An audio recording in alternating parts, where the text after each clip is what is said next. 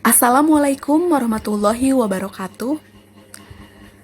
Yang terhormat, Bapak Hendra Setiawan, SSMPD selaku dosen mata kuliah Psikolinguistik dan teman-teman sekalian yang berbahagia. Kelompok 2, kelas 6A akan mempresentasikan mengenai materi ciri-ciri bahasa manusia. Adapun anggota kelompok 2 yakni Ayu Aisyah sebagai pemateri pertama, Anissa Istia sebagai pemateri kedua, Maura Frilisia sebagai pemateri ketiga. Materi ciri-ciri bahasa manusia ini dibagi menjadi 3 pembahasan. Yang pertama, hakikat bahasa manusia. Yang kedua, fungsi bahasa manusia. Yang ketiga, proses berbahasa. Perkenalkan, saya Ayu Aisyah sebagai pemateri pertama. Di sini saya akan menjelaskan mengenai hakikat ciri bahasa manusia. Sebelum lebih dalam memahami hakikat ciri bahasa manusia, terlebih dahulu apa itu bahasa? Bahasa merupakan suatu sistem lambang berupa bunyi yang dapat digunakan untuk menyampaikan pikiran, perasaan, atau mengidentifikasi sesuatu satu sama lain antar penuturnya. Selanjutnya mengenai hakikat bahasa atau ciri bahasa. Ciri bahasa ada 8. Yang pertama yaitu bahasa itu adalah sebuah sistem yang berarti bahasa memiliki susunan teratur berpola yang membentuk suatu keseluruhan yang bermakna atau berfungsi, tidak tersusun secara acak atau secara sembarangan. Yang kedua, bahasa itu berwujud lambang. Kata atau gabungan kata dalam bahasa terdiri atas lambang-lambang bunyi. Contohnya adalah huruf A sampai Z dalam alfabet. Yang ketiga, bahasa itu berupa bunyi. Namun, spesifik terhadap bunyi-bunyi bermakna yang dihasilkan oleh alat ucap manusia, bunyi tersebut disebut dengan fon atau fonem. Bunyi di luar bersin, batuk tidak termasuk. Yang keempat yaitu bahasa itu bersifat arbitrer. Artinya dipilih secara acak tanpa alasan tetapi berdasarkan kebiasaan. Yang kelima, bahasa itu bermakna. Kata atau morfem pada dasarnya telah memiliki makna. Namun, jika disusun dalam kalimat tidak bermakna, maka kalimat tersebut bukanlah bahasa. Oleh karena itu, segala ucapan yang tidak bermakna bukanlah bahasa. Yang keenam, bahasa itu bersifat konvensional. Bahasa haruslah mematuhi konvensi bahwa lambang tertentu digunakan untuk mewakili konsep yang diwakilinya.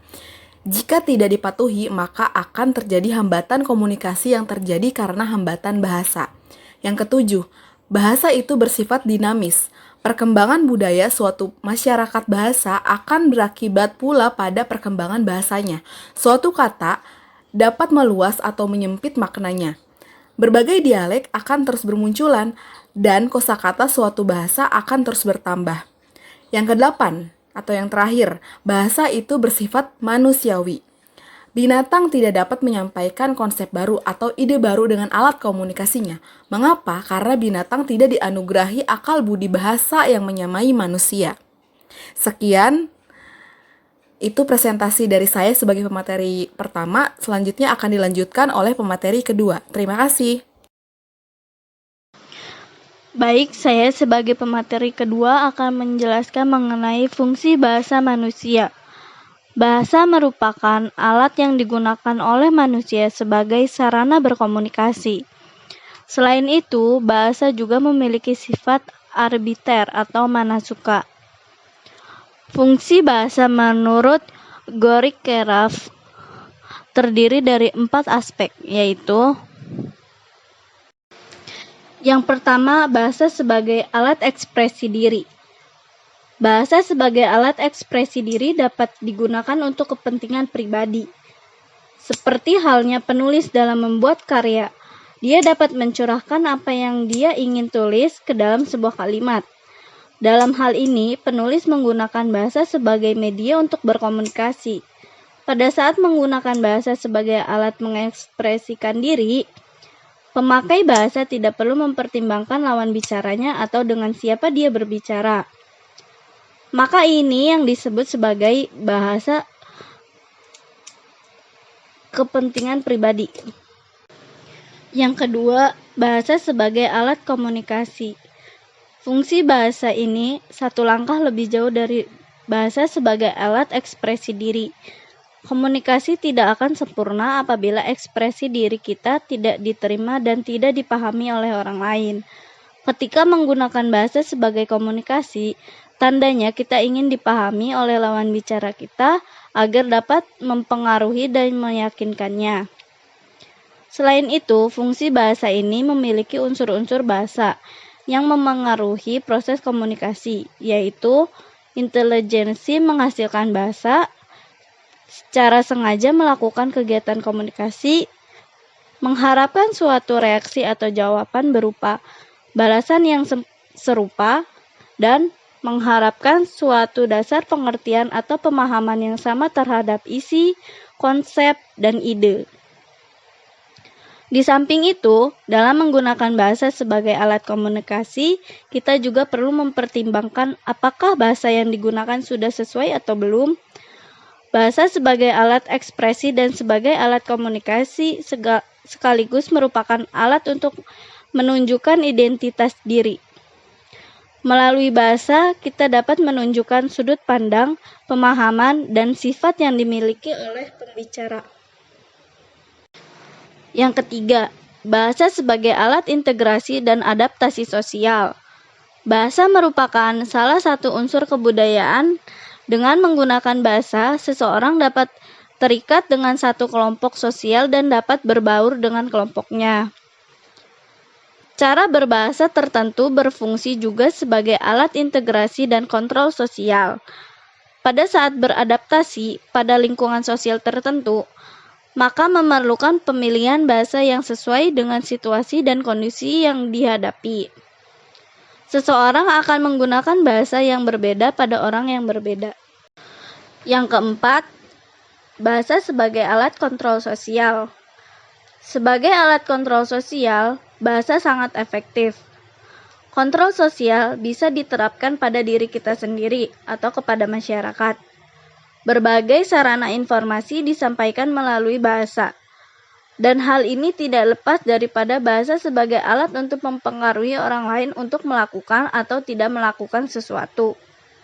Seperti pada zaman sekarang yang semakin maju, informasi akan cepat menyebar dengan adanya media massa.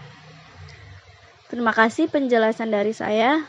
Dilanjutkan kepada materi selanjutnya. Baik, saya pemateri ketiga akan menjelaskan proses berbahasa bahasa. Berbahasa adalah kegiatan dan proses memahami dan menggunakan isyarat komunikasi yang disebut bahasa atau proses penyampaian informasi dalam berkomunikasi. Bahwa berbahasa sebagai gabungan antara proses produktif dan proses reseptif. Proses produktif disebut sebagai enkode, yaitu proses yang menghasilkan kode-kode bahasa. Sedangkan proses reseptif disebut sebagai dekode, yaitu proses penerimaan, perekaman, dan pemahaman kode-kode. Untuk lebih jelasnya, adanya rancangan berbahasa bahasa yang saling berkaitan. Pertama, rancangan berbahasa bahasa dari proses produktif. Pertama, enkode semantik adalah proses penyusunan konsep, ide, atau pengertian dengan memahami makna. Kedua, enkode gramatikal sesuai konteks berkomunikasi. Ketiga, atau yang terakhir, yaitu enkode fonologi, adalah penyusunan satu kode dari unsur bunyinya. Dan ketiga rancangan berbahasa bahasa tersebut dari proses produktif, yaitu dari otak pembicaranya atau ujaran si penutur, kecuali representasi fonologinya yang terjadi dalam mulut dengan dilakukan alat-alat artikulasi. Selanjutnya dari rancangan berbahasa bahasa, proses reseptif, yaitu pertama dimulai dengan dekode fonologi, yaitu proses pendengaran melalui telinga untuk penerimaan unsur-unsur bunyi. Kedua, proses dekode gramatikal, yaitu pemahaman bunyi tersebut sebagai satuan gramatikal. Ketiga, dekode semantik, yaitu pemahaman terhadap konsep-konsep atau ide-ide yang dibawa oleh kode-kode tersebut. Dan proses dekode ini terjadi dalam otak pendengar atau yang menyimak dari sebuah tuturan.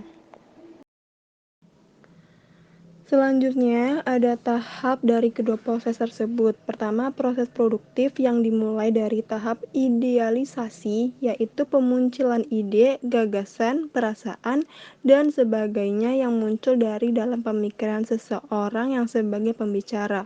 Selanjutnya disambung oleh tahap perancangan, yaitu tahap pemilihan bentuk-bentuk bahasa untuk mewadahi gagasan, ide, atau perasaan yang akan disampaikan yang meliputi komponen bahasa sintaksis, semantik, dan fonologi. Dan berikutnya tahap pelaksanaan atau pengejawantahan secara psikologi seseorang yang melahirkan kode atau kode verbal atau lisan, dan secara linguistik seseorang yang melahirkan arus ujaran. Lalu adanya tahap proses reseptif yang dimulai dari tahap rekognisi atau pengenalan dari arus ujaran yang disampaikan. Selanjutnya disambung oleh tahap identifikasi, yaitu proses mental yang membedakan bunyi kontrastif, frase, kalimat, teks, dan sebagainya. Dan terakhir tahap pemahaman, bahwa antara proses enkode dan proses dekode terjadilah proses yang disebut proses transmisi.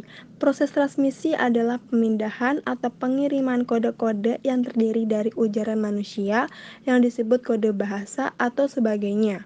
Proses ini terjadi ujaran seseorang dari alat artikulasi atau alat bicara sampai ke telinga pendengar yang menjadi satu konsep, yaitu proses komunikasi.